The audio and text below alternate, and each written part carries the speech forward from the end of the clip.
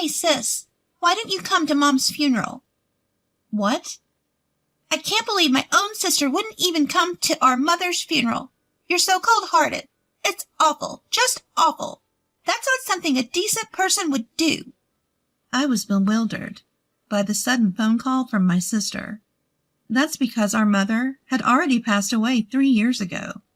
We had a proper funeral. I didn't know what my sister was talking about. I'm married and working. I've been blessed with children. Since we both work, we make sure to give our children extra love and attention so they don't feel lonely. My husband is supportive in both housework and childcare, and I'm proud of our ideal family.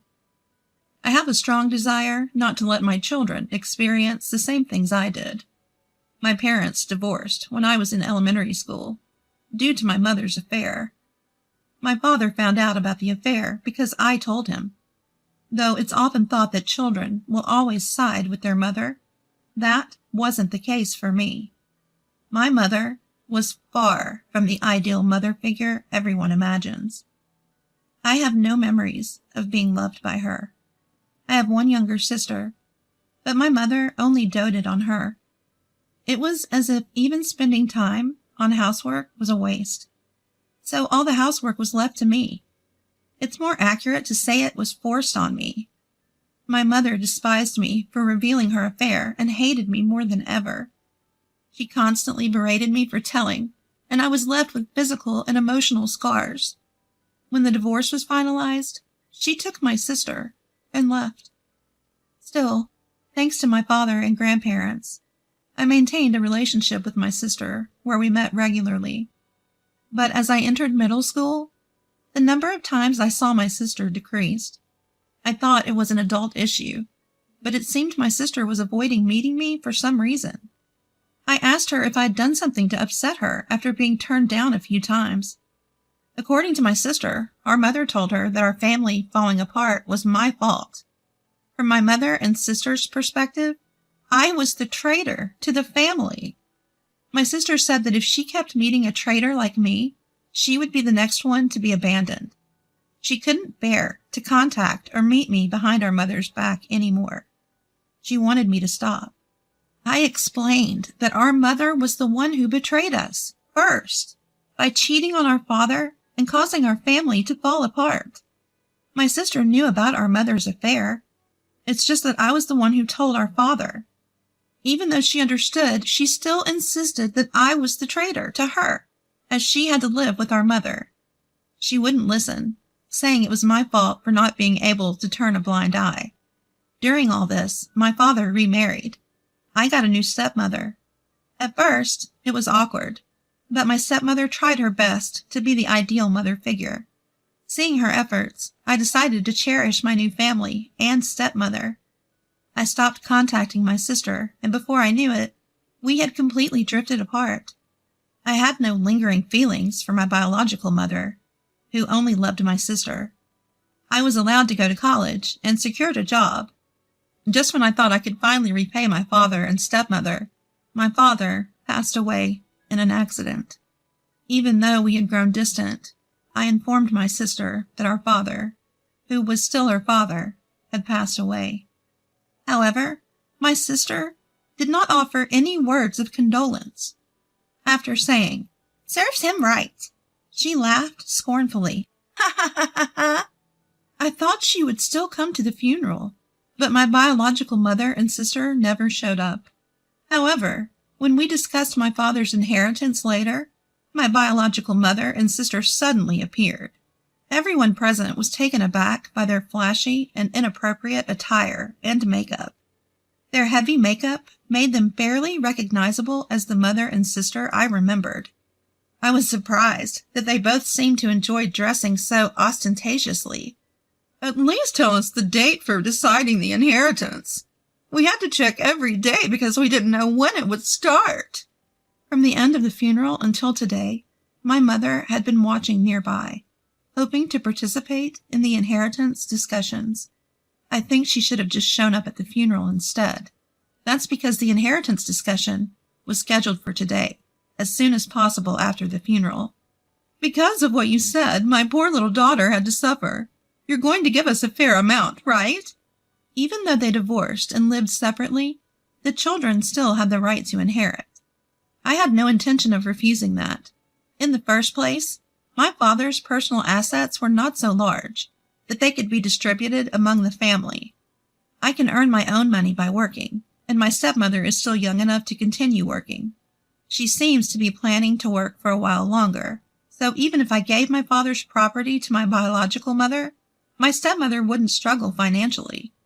Besides, I didn't want any more disputes, so I gave up my claim to my father's inheritance. What a stupid man! He made such a fuss about a simple affair and wanted a divorce. I agreed to the divorce because being with such a small-minded man made my own heart narrow, too. Yeah, it wasn't our dad who dumped Mom. It was Mom who dumped our stingy dad. Poor big sister for living with such a father. My mother insulted and ridiculed my deceased father. Laughing crudely, my sister joined in, disparaging my father as well. My sister even dissed me, saying it was pitiful that I was raised by a father who was dumped. Neither of them showed any empathy or understanding for the sadness and loss my father experienced after being betrayed. You can say whatever you want about me, but please don't speak ill of our deceased father. What? What's the traitor saying? You're the root of all evil. That's right. And what's with that plain look? You don't look like you're in your 20s. You look older than your mom. With that appearance, you probably don't have a boyfriend, right? If you can't attract a man, what's the point of being a woman? If you don't think so, then you're full of flaws as a woman.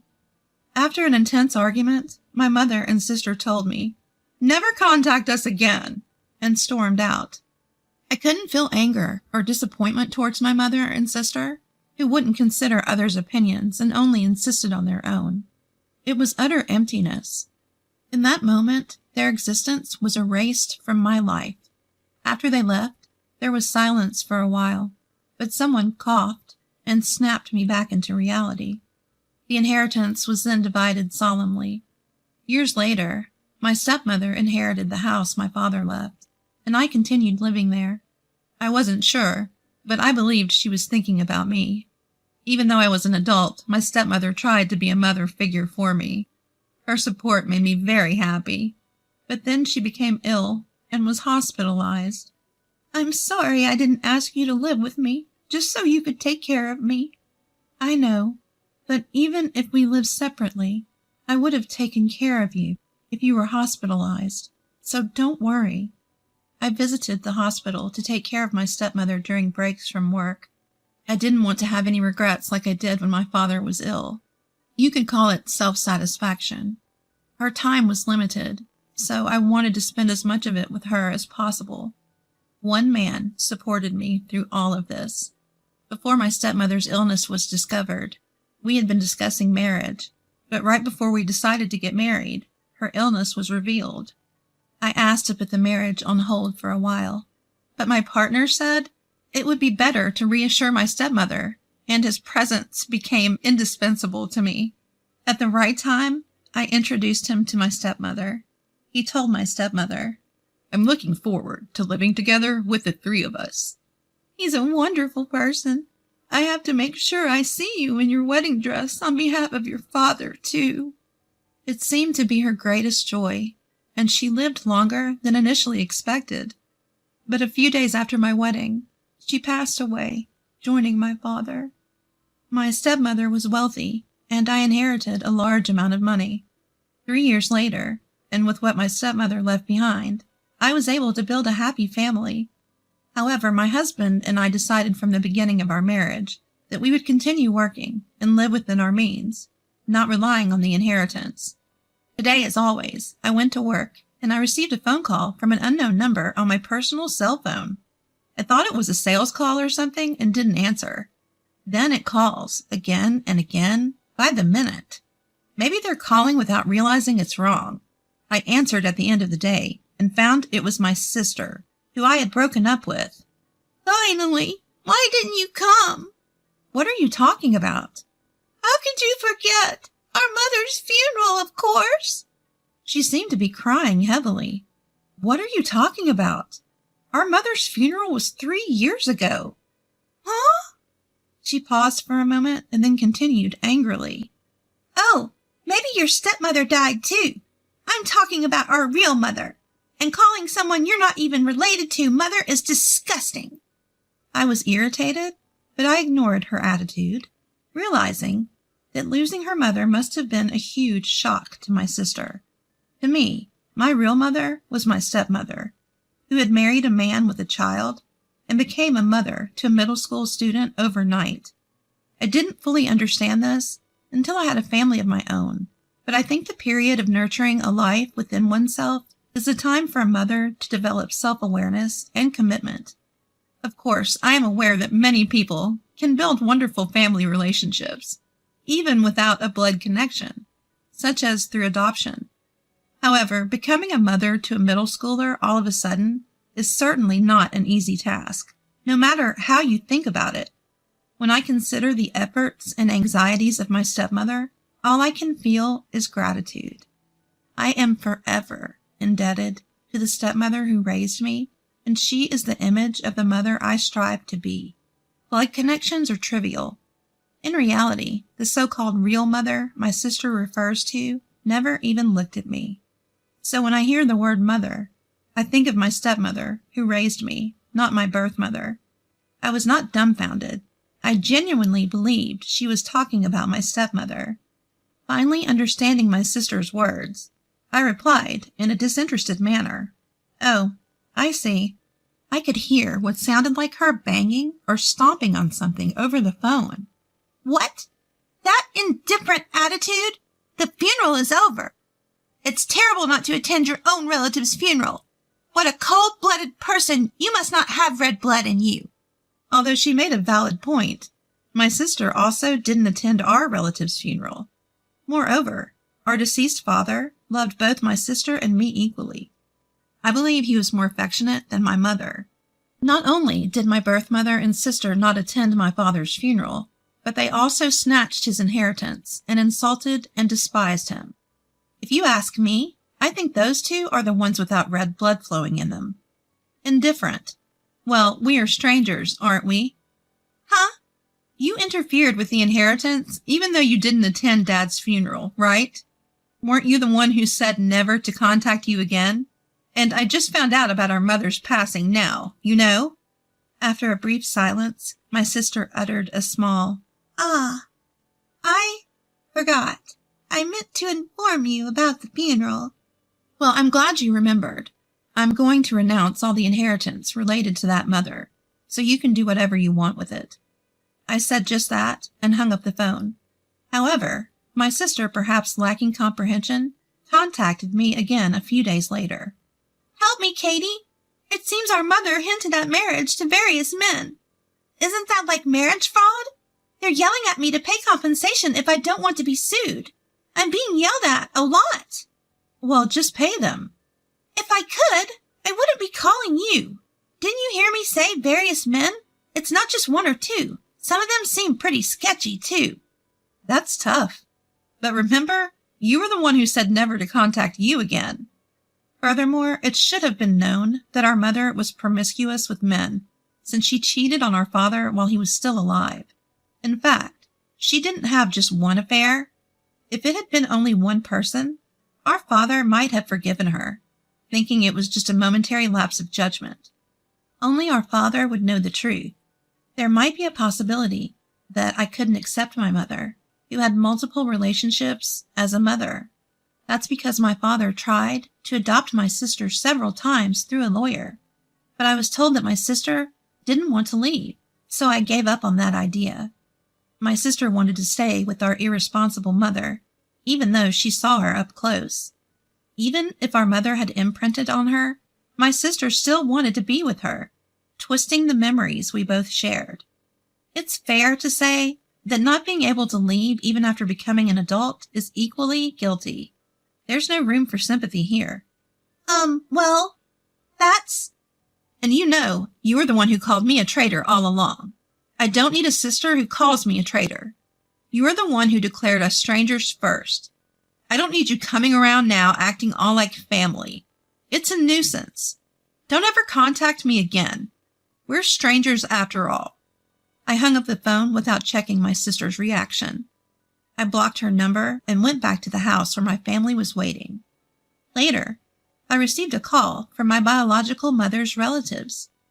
I thought we were done, but they apologized for the rudeness my mother and sister had shown me, so I decided to hear them out. The relatives remembered how harshly my mom treated me and were shocked that she could shamelessly claim my father's inheritance after we had separated. They apologized profusely for allowing the visit during a time when my grief had not yet healed. But that's all in the past now. Next, they talked about my sister. Apparently, she's just as irresponsible with men as our mother. Ever since my sister came back, they had warned her numerous times that she would eventually suffer if she didn't change her ways. But instead of changing, my sister became just like our mother, and they could no longer control her.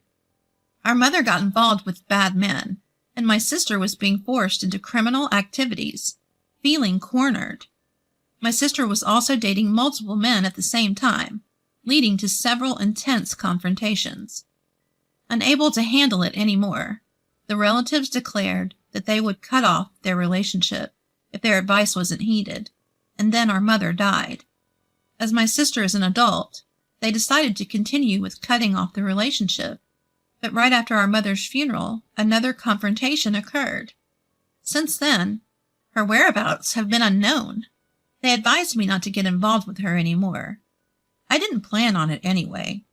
However, I can't help but feel sorry for her, as there might be some room for sympathy regarding the criminal activities she was forced into. But there must have been a way for her to atone. If she didn't take that path, then I guess it's her own fault. That's what I decided to think. After hanging up the phone, I heard the sound of my husband and children laughing happily in another room. I want to protect this family. So I decided to live my life, using my biological mother and sister as negative examples.